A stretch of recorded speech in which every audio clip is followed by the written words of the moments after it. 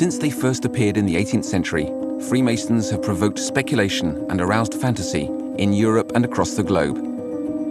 With their enigmatic symbols, secret rituals, and supposed influence in the political and economic world, no other organization has generated as much fascination and hostility.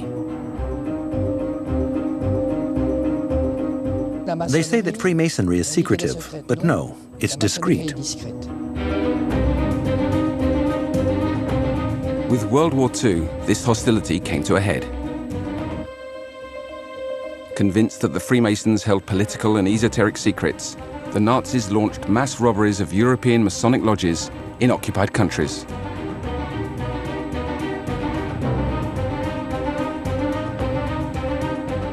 Were there esoteric documents in these archives? Yes.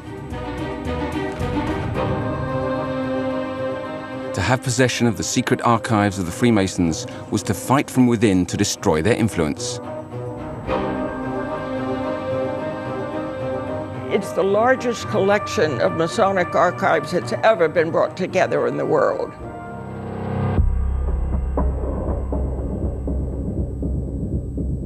What became of them? What do they contain?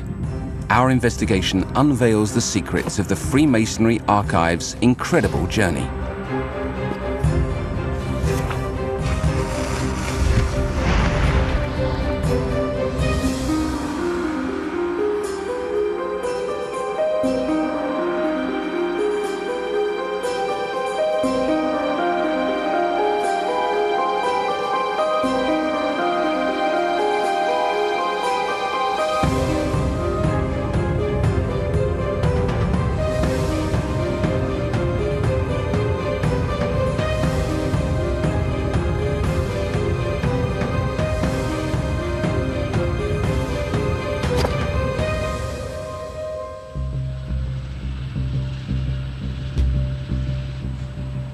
June 14th, 1940.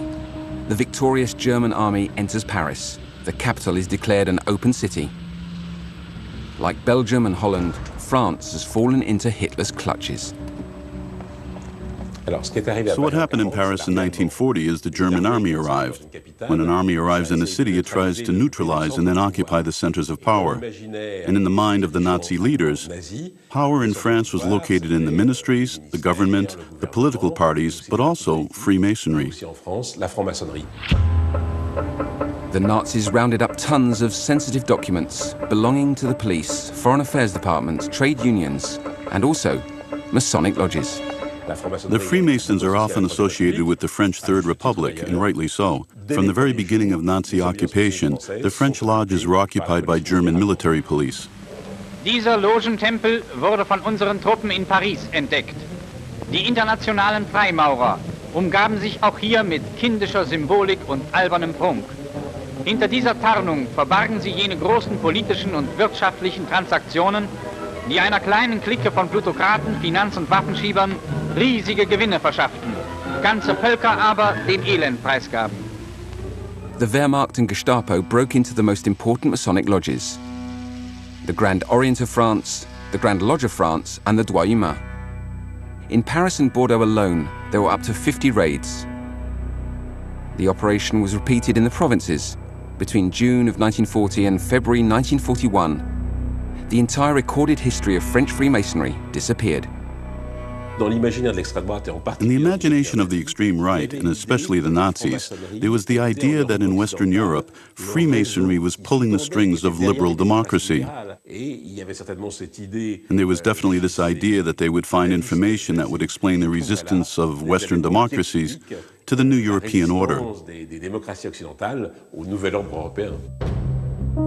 With his rise to power in 1933 in Germany, Hitler ordered that all Masonic societies be dissolved.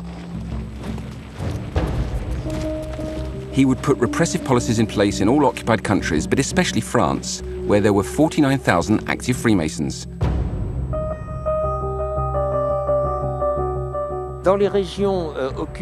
In occupied zones, Masonic lodges were immediately closed, and arrests took place, especially of people who had held positions in Freemasonry.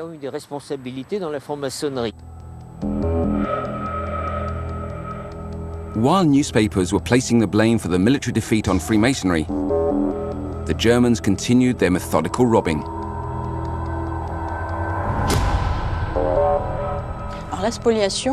Plundering was entrusted to various Nazi agencies, each with its own agenda. First, the RSHA intelligence service, which merged several services, including the infamous Gestapo. They were the ones who first visited the lodges to seize the documents. And then there was also Alfred Rosenberg's military staff. Rosenberg himself was not a policeman. He was an ideologist. He was the linchpin of the denunciation of Jewish Freemasonry, of Judeo-Bolshevism. And starting in July 1940, Hitler entrusted Rosenberg with the mission of searching the libraries and archives of enemies of the regime. And that's what he did.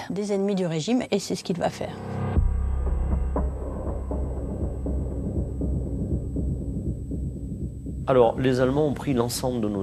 Germans took all of our archives. What they were interested in finding varied according to who was in charge. Everyone knows that men like Rosenberg were especially attentive to anything esoteric and to the inherent spirituality of Freemasonry.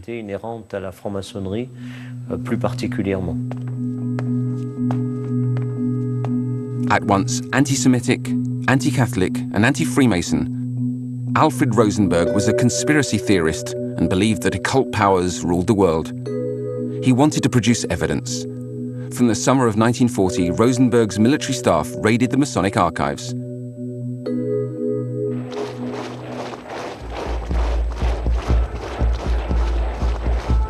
Conspiracy theories stoked the flames of the National Socialist worldview. But there was also a pagan branch of regime officials who wanted a new Germanic religion. This mystical movement, which was a mixture of Nordic myths and ancient occult doctrines, arose from a secret racist organization, the Thule Society, which had influenced the Nazi Party from its inception. The Thule Society was actually formed by a breakaway Masonic lodge, meaning it operated totally independently and was very much into esotericism. The Nazis were attracted to its philosophy and took inspiration from it.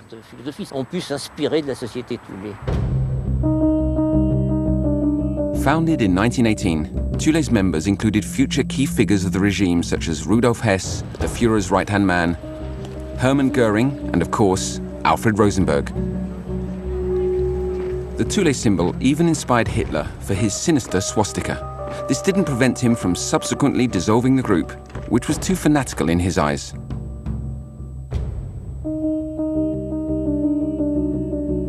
Alfred Rosenberg was faithful to the teachings of the Thule Society and remained convinced that the Freemasons' archives held tremendous secrets, like the alchemist's philosopher's stone, believed to have the power to transform lead into gold. But to focus solely on Rosenberg's obsession with the occult would be to forget that the archives also held great political importance.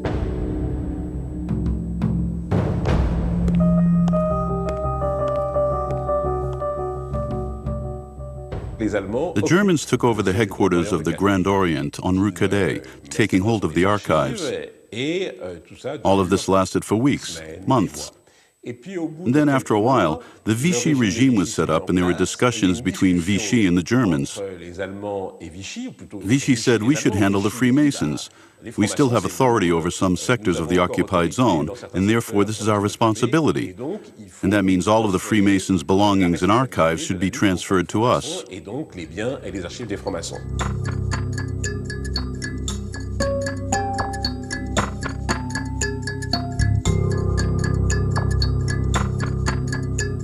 On August 13th, 1940, secret societies were banned. And at that point, the Secret Societies Department was created, which was partly based at the National Library.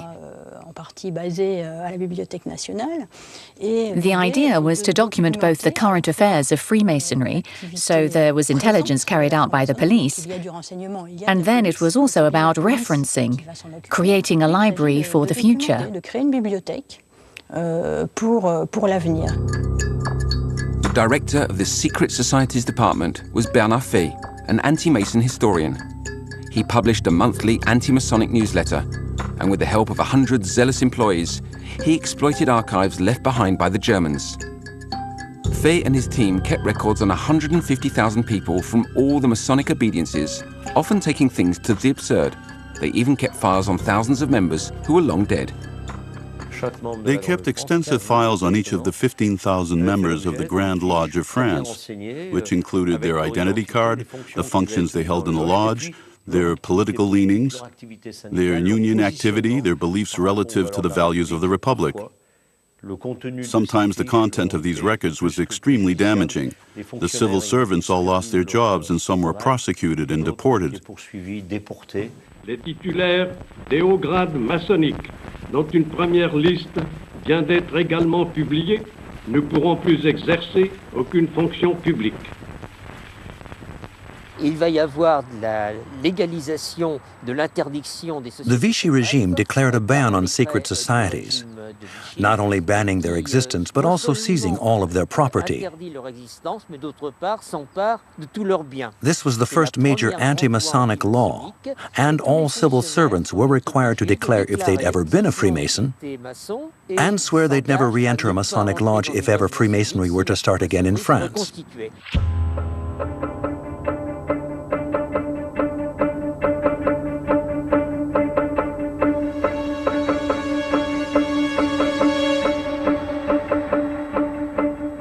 Vichy enlisted turncoat Masons to collaborate with the Secret Societies Department. Using the archives and lodges, they created an anti-Masonic film based on the Freemason rituals of that era. Présentez la coupe aux profanes.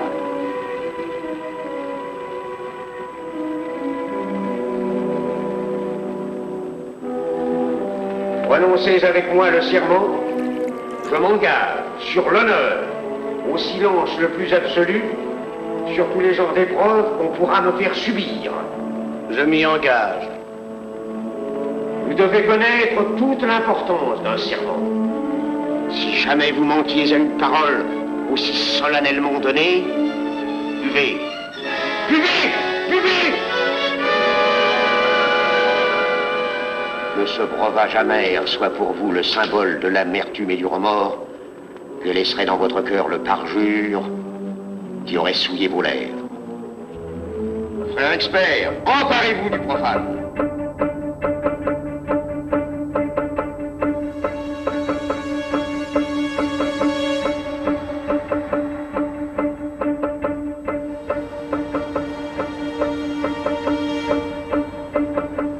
In the Petit Palais, there was a big anti-Masonic exhibition, the first of its kind, prepared both by Vichy and the German embassy.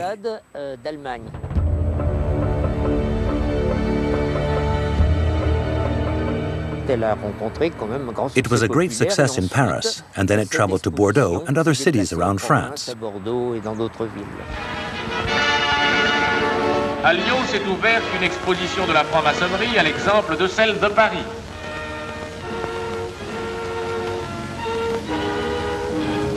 En foule dense, les visiteurs ont pu, après un regard au sphinx de l'entrée, visiter les décors étranges des cabinets de réflexion et les temples différents qu'abrite chaque loge.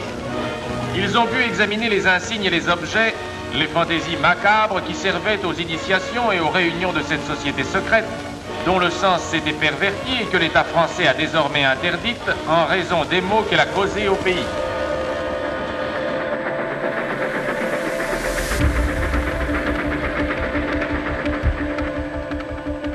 Belgian Freemasons were subject to the same persecution as their French brothers.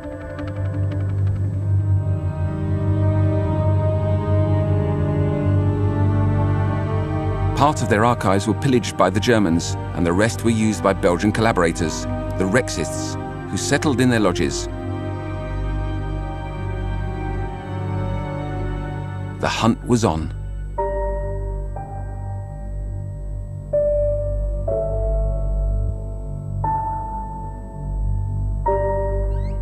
The Rexists were a far-right political party led by Léon de Grelle, created before the war. De Grael wrote something in his journal which resembled, besides eliminating the Jews, we will be nowhere if we don't also eliminate the Freemasons.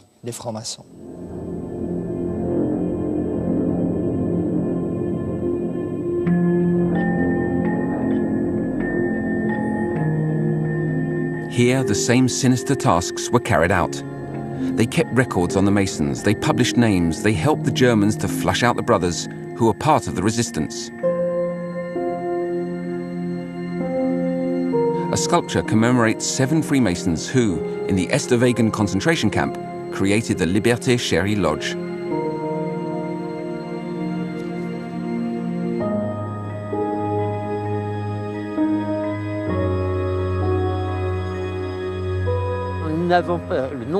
We don't know how many Masons were arrested.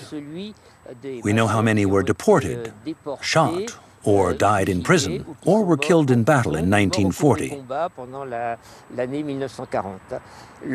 This figure is a little over 800.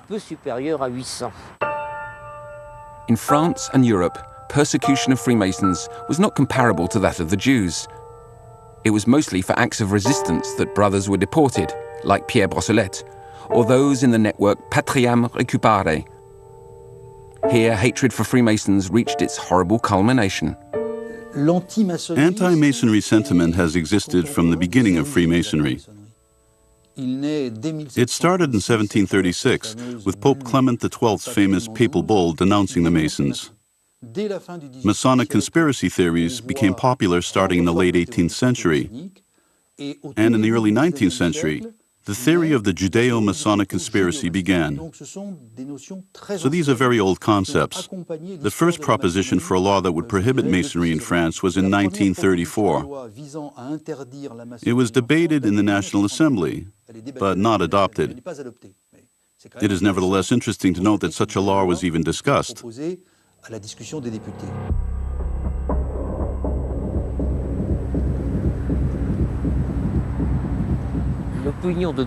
The right tended to be hostile or suspicious of Masonry, as was the Catholic Church, especially the high-ranking members. The press was also hostile, especially during the Stavisky affair. The Stavisky affair, a financial and political scandal that nearly brought down the Republic in 1934, named after a swindler who had Freemasons among his many accomplices.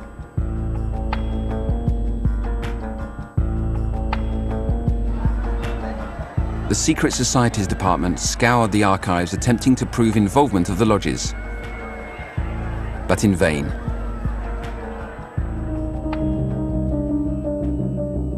They did find, however, proof of Freemasonry's widespread political influence, especially under the French Third Republic.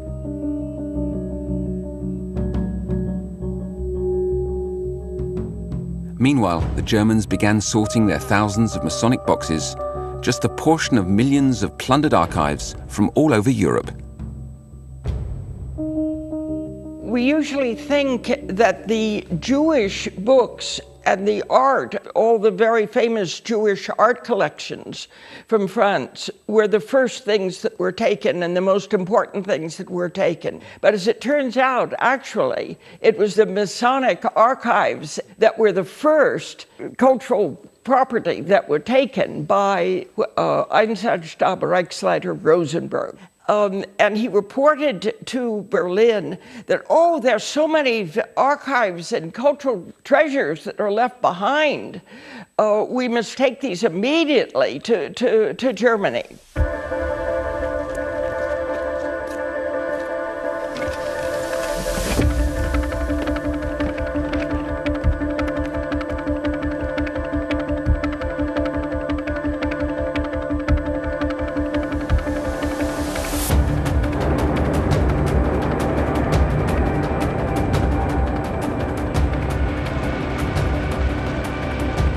The Nazi war machine was now in full swing.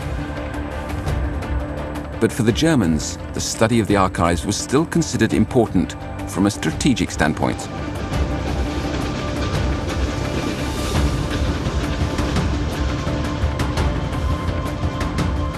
Why did the Germans confiscate Masonic archives?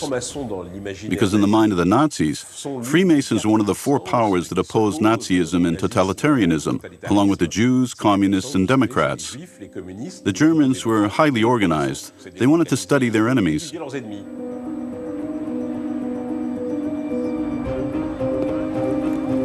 Alfred Rosenberg gave his delusions an intellectual gloss, creating an institute in Frankfurt that was dedicated to the Jewish question, along with an annex to study the Freemasons and part of their archives. Alfred Rosenberg had a very strong competitor, namely Himmler, who directed the secret services for state security. And Himmler happened to have been very interested in Masons. It was Himmler's group that decided that they should be heir to many of the Masonic materials that were captured by the ERR.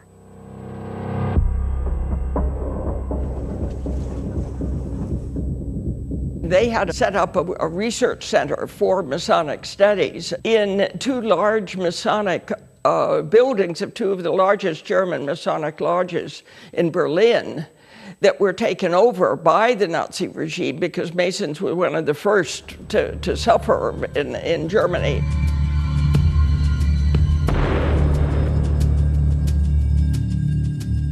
These buildings became the headquarters for the Gestapo.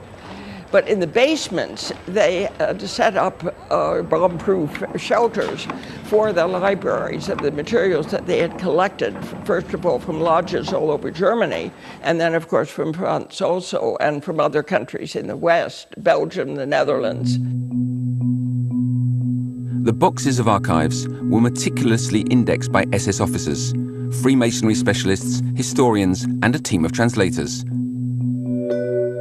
Nevertheless, they were overwhelmed by the mass of thousands and thousands of documents, ranging from notes taken in 18th century meetings to early 20th century conferences on anti-fascism. A wealth of information for the specialists. But there was little time to make use of their spoils.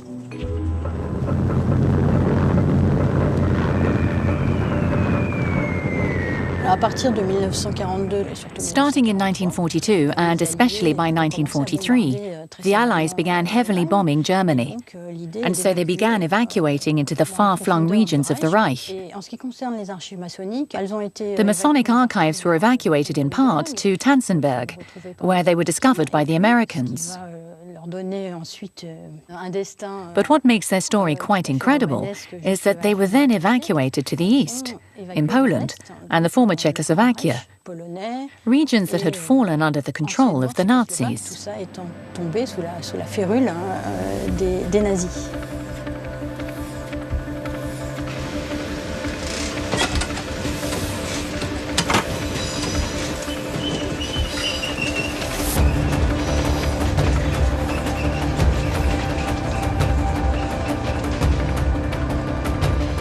It was in these medieval castles that the SS hid the secret archives of the Freemasons.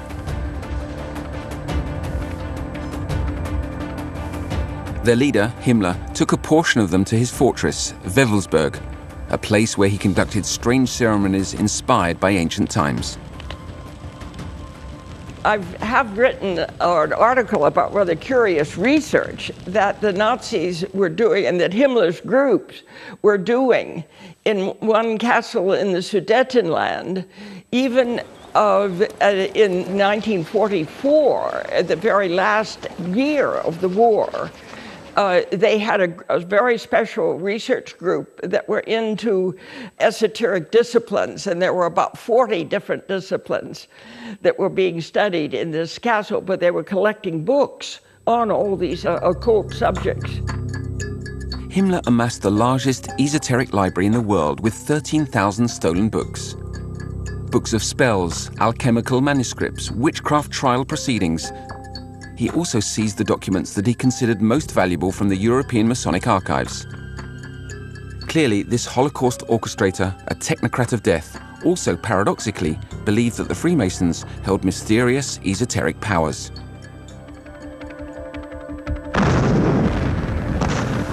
Spring 1945, the Red Army and Allied troops destroyed the Third Reich. Once again, many different parties were eager to obtain the millions of archives that had been plundered by the Nazis. The archives changed hands after a few months because the Allies, the Americans, the British, the French and the Soviets, all scrambled to get their hands on them. This was first of all for military reasons. To obtain operational information, you need to have the enemy's archives. But they all reacted differently.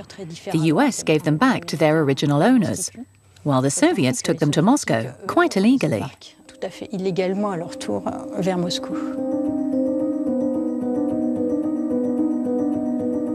Hundreds of thousands of boxes of documents with official information about foreign affairs, military, police, unions, and also about Freemasonry were confiscated by Stalin and secretly sent to Moscow.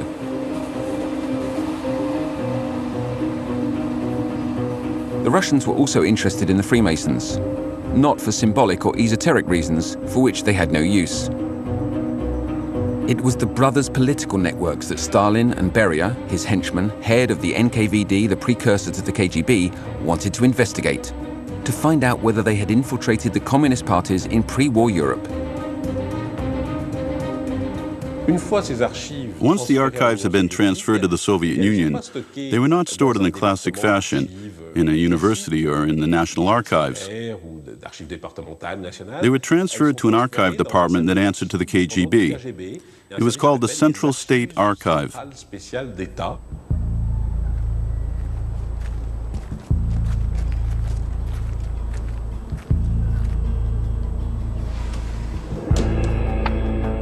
Translators were then requisitioned to dissect the archives with orders not to discuss their research with their families, or else they would be sent to Siberia.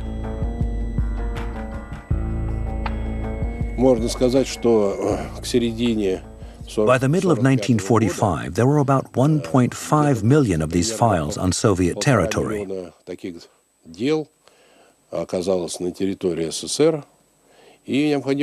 it was imperative that their fate be determined as soon as possible. That's why NKVD leadership held a special meeting, where it was decided that they would set up the special archives. The Russian specialists were overwhelmed by the scope of the spoils taken from Germany, while Europeans remained convinced that these documents had disappeared during the war. We can say that it was a gulag of archives in the sense that the archives were essentially deported.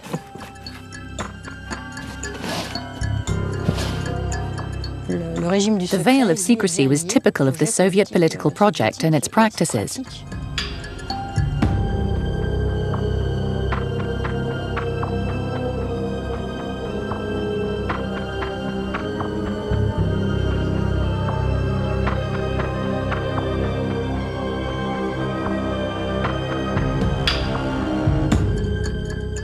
There was an agreement between the occupying powers in Germany that the pillaged cultural property would be returned to the original owners who had been robbed. And it's probably unsurprising that the Americans and the English were true to their word. They set up centers where people came looking for what had been taken, whereas Stalin signed the papers enthusiastically and returned 2 or 3 documents saying, "That's all we have." And then he kept it a secret for the next 50 years.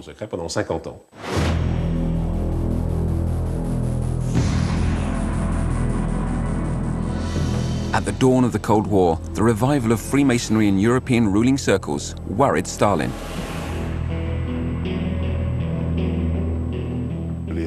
The Russians are in a state of total paranoia. First, NATO's operational center was in the west, so you can imagine they did everything they could to penetrate it. But it was particularly interesting for them to use Masonry, which was strongly represented in NATO, as it had many American, English, and French members. It's clear now that Masonry was a tactic for them to penetrate that environment.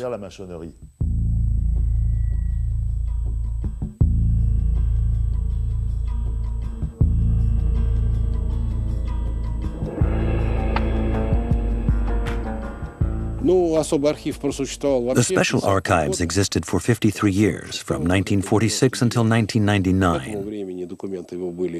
Most of the documents had been studied, translated, summarized, standardized, catalogued, and the time had come to make the records public.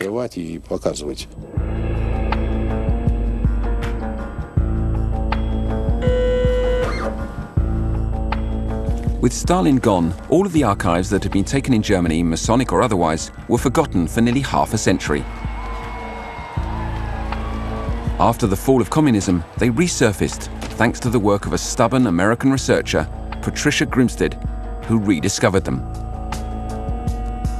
The role of Patricia Grimstead in this affair is central, since she's the one who knew about these archives and pursued them, with very little evidence in the beginning. And as you know, she was denounced as a spy. The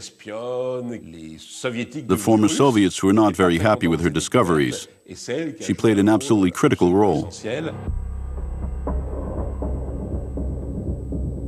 It was at the end of 1990 in October, and I was working with a Ukrainian colleague who was allowed to go into the stacks, came out running to me. He said, "Oh dear, I can't do this anymore because there are all these signatures of Beria that I've seen." Lavrenti Beria, nicknamed the Russian Himmler, the man behind the torture and deportations of any and all who challenged communism. So it was about a week later that I was given permission to go back in the stacks and see more of these files. I found a top secret folder about the seizure by Smersh, the Soviet counter-espionage group. Beria had sent instructions for a special team to go to a small village in the Sudetenland. This was in May 1945. They brought 28 freight car train wagons, sealed, of course, of French archives.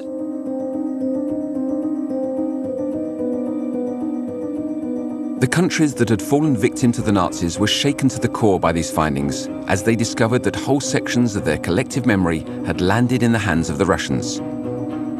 The Freemasons were alerted. As soon as I had confirmation that Masonic archives existed somewhere in Moscow, I organized a special group. They discovered that there were roughly 28,000 files. The boxes were numbered and well organized, as you can imagine would be the case of the Soviet administration of the time.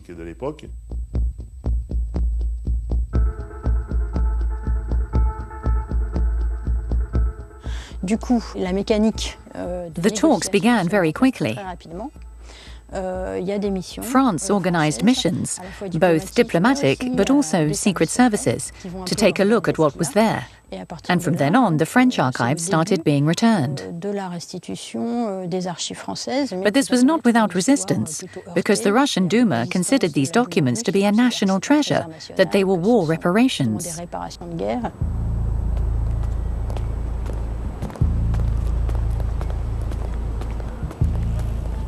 The Foreign Affairs Minister was Laurent Fabius. I had some contacts in his office, and so I knew they were reluctant.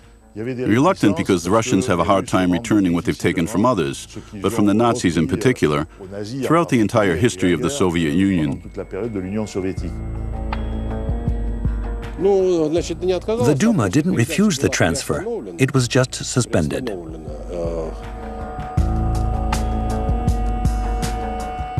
Yes, the plundered archives are still a sensitive issue for Russia, as is the entire memory of the Second World War, in fact. It's become a major focus of political discourse for Vladimir Putin.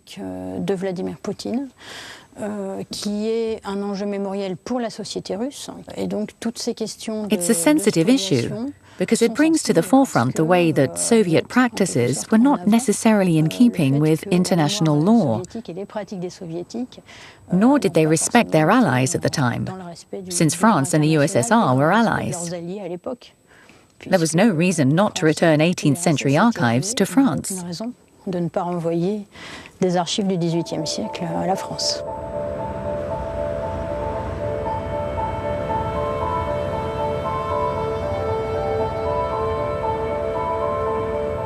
The collection contained France's Masonic documents, but also the archives of many other departments.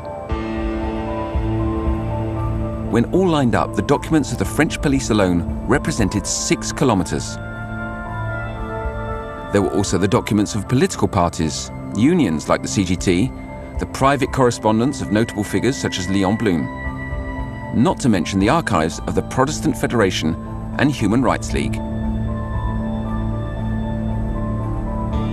I wrote a letter to President Chirac, dated November 25, 1997, asking him to intercede on our behalf to recover these archives. The idea was to influence his counterpart, President Yeltsin of the Russian Federation.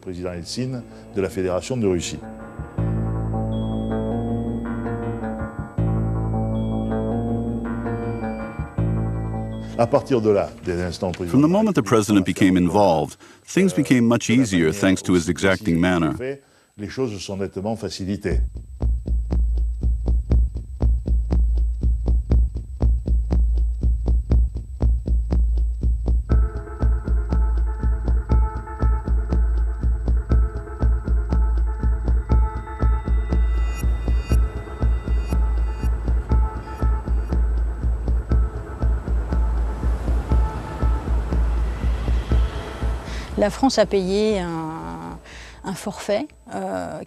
France paid 4 million francs, which was not negligible at that time, that the Russians, since it was no longer the USSR by this point, had asked for, in order to microfilm documents that interested them, to pay for the packaging, and the creation of an inventory list, as they would be sending all of this to France in trucks. What became of this money remains a mystery.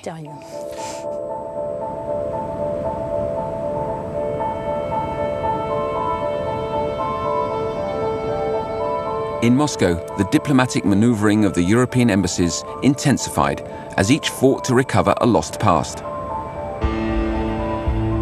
The Netherlands, Belgium and Norway began working on discreet negotiations and secret deals.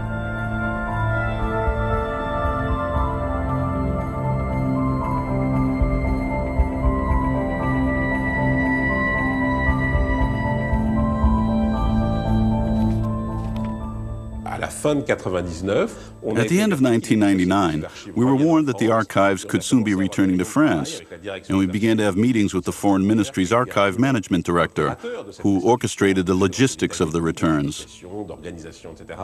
We were informed just days before that the hundreds of archive boxes would arrive by truck on December 23rd at Rue Cadet.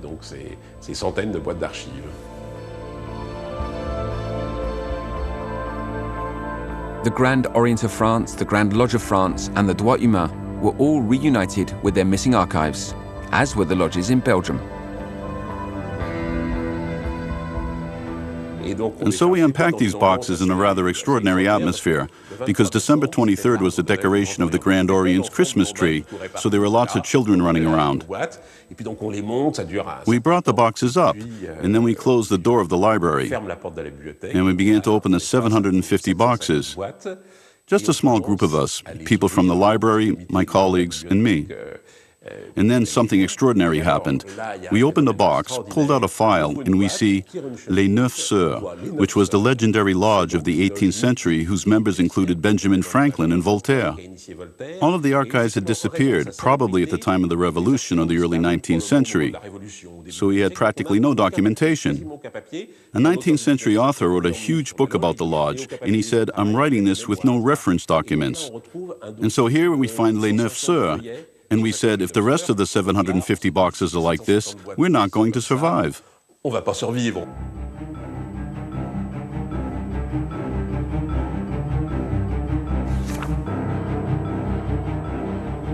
At the Grand Lodge of France, it was the sisters of the Women's Grand Lodge who combed through the archives. As in other lodges, they found manuscripts of rituals dating from the origins of Freemasonry, international correspondence such as letters of the Marquis de Lafayette, and documents detailing the everyday life of the lodges.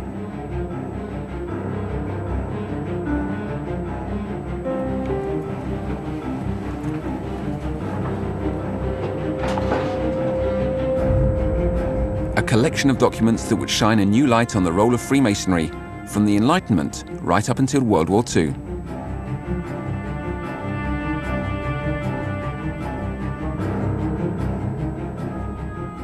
I'm very happy to see them in the home where they belong, because I have been working with the archivist from the Grand Orient from when I first learned about the Masonic archives in Moscow. So for me, it's a great pleasure and a great sense of satisfaction for seeing them here.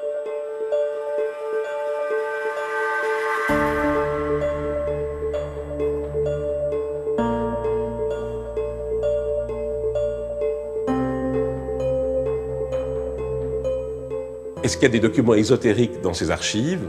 Were there esoteric documents in these archives? Yes. Not in every one of the 750 boxes, but there were boxes of archives dating back to the 18th century. And in the 18th century, there were several branches of Freemasonry. A branch that was very in line with the Enlightenment, like that of Les Neuf Sœurs, inspired by the ideas of Voltaire or Rousseau. Then there was an Illuminist branch, which was interested in the secrets of existence, with the unknown.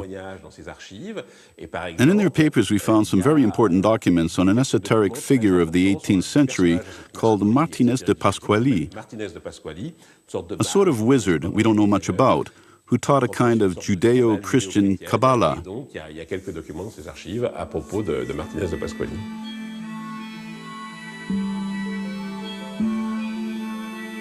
Martinez de Pasquali, one of the great enigmas of Freemasonry.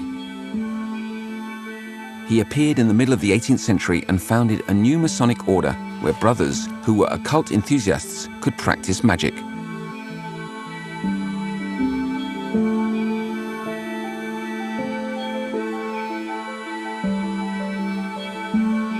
But to reduce the Freemasons to such esoteric practices would be to indulge in fantasies just as the Nazis did.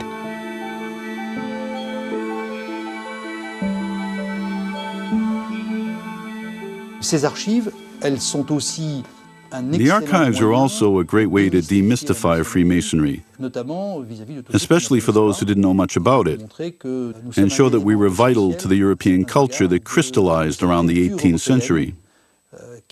A culture that continues, or should continue, to inspire us.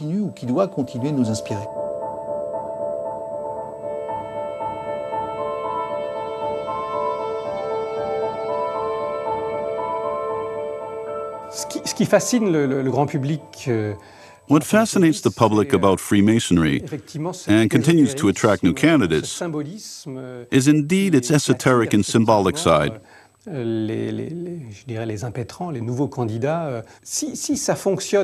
it still works as well as it does today, it's because in the last decades we've seen a decline in religion. And those who go to the lodges find a spirituality there that they can't find elsewhere.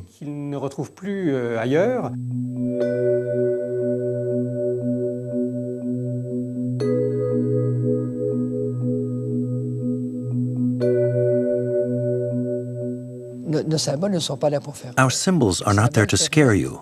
Our symbols allow you to work on yourself.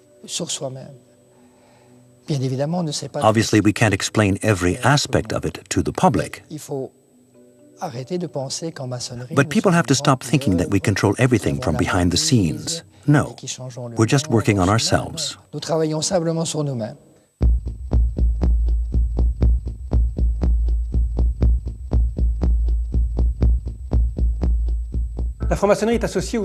Freemasonry is associated with the ruling powers because, historically, at the end of the 19th century, Freemasonry was a sort of political party alternative. When there were no political parties, who created the political platforms? Well, the Grand Orient did, in its lodges. The separation of church and state, the law of associations, national education, the law for paid vacation in 1936, all of that came from the lodges. But that was another era. Today, political parties are totally independent and don't need our lodges.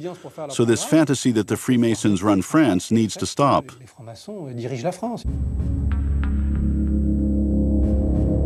If Masonry's political influence has decreased, some networks remain active in economic sectors.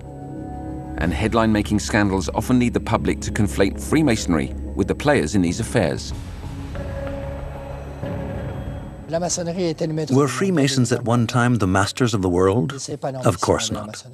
This is not the goal of Masonry. You can't say that a powerful person picks up the phone to call a particular person to make things happen. No. This was never our ambition. Masonry does nothing in secret.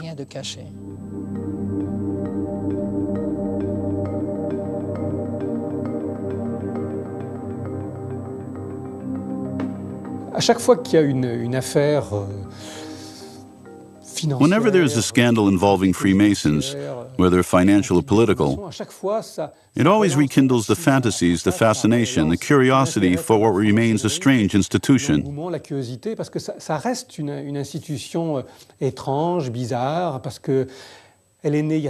Strange because it came into being 3 centuries ago, because it follows rituals born in the 18th century, using talismans, and it gives the leaders pompous titles. So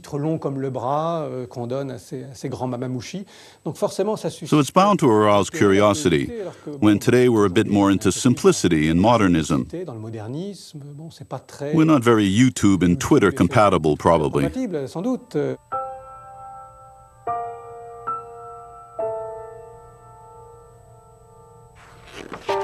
What if behind this mask of power and secrecy, the archives reveal a different reality?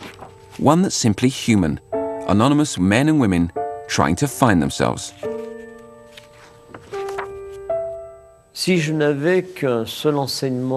there is only one lesson to be learned from the Masonic archives, I would say that political parties of the right or left put society at risk when they are extreme.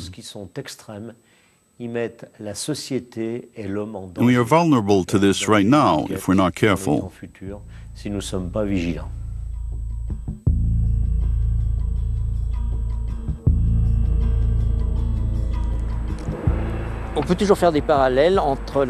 You can draw parallels between anti-Freemasonry under Vichy and the current anti-Freemasonry. There has always been suspicion of cronyism, of the presence of Jews, but that's not what it's about anymore. The Freemasons of 1939 recruited members from the left, but today, recruitment has widely expanded. The only party today that could feel threatened by the Freemasons, and where you can find some anti-Freemasonry sentiment, is the far right.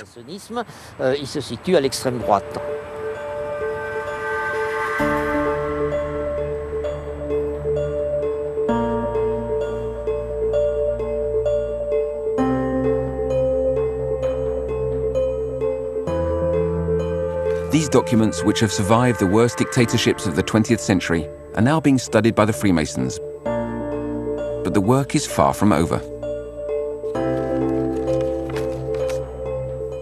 There is that feeling of meeting old friends again after a long separation. When you think of the journey that these archives have taken, they left Paris for Berlin in a somewhat tense atmosphere. They were repatriated from Berlin to Moscow in the midst of bombs, and some things were lost because certain trucks were destroyed. And then they were returned from Moscow. What a journey! So after 50 years of absence, the documents of the Grand Orient have come home to the Rue Cadet. The Grand Lodge of France and the Droit Humain also recovered their documents. But what about their memories?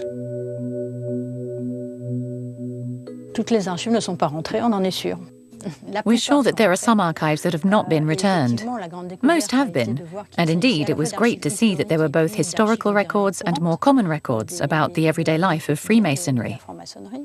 So that's quite exciting because they hadn't been sorted.